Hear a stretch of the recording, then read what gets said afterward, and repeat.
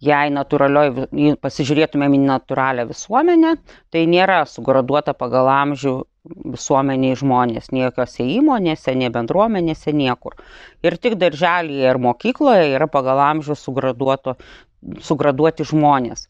Tai ir toj atmosferoj, nenatūralios gyvenimo sąlygos susiformuoja iš tikrųjų labai silpnas žmogus. Jis nesupranta tada kitų amžiaus grupių poreikių žmonių, visus matuoja tik pagal save, nors ir vienodo amžiaus vaikai, jie vis viena turi savo istorijas ir raidoje yra labai skirtingi, bet stengiamas juos suvienodinti, visi neva turi viską vienodai žinoti, vienodai išmokti, vienodų tempų mokytis ir tai iš tikrųjų galima būtų vadinti susiformuoja smurtinė kultūra tokia, kurioje net nesiskleidžia žmogus ir savivertė klaidingai susiformuoja tam tikra savivertė, savo aš vaizdas ir vaikas išeina dažnai, jei jam nesisekė būti pirmaujančiu, išeina su tokiu savęs įvardinimu, kad aš nevykėlis. Ne vienas vaikas ir į mūsų mokyklą atėjo. Kai išgirsdavo apie save gražius dalykus, net užsikišdavo ausis. Sakydavo, aš nevykėlis, jūs čia mane meluokit.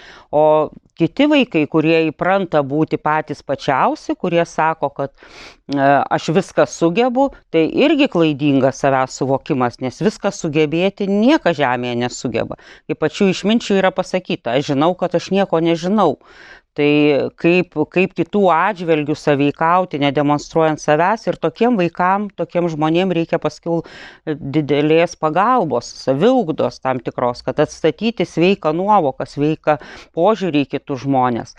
Tai todėl mes mokomės mišriose amžiaus grupėse ir labai stiprų susiformuoja tėvystės įgūdžiai, nes jau dabar vyresnieji vaikai išmoksta globoti mažesnius, išmoksta būti pakantus, išmoksta žaisti atitinkamom sąlygom, kad mažiukui nesukurtų smurtinės aplinkos.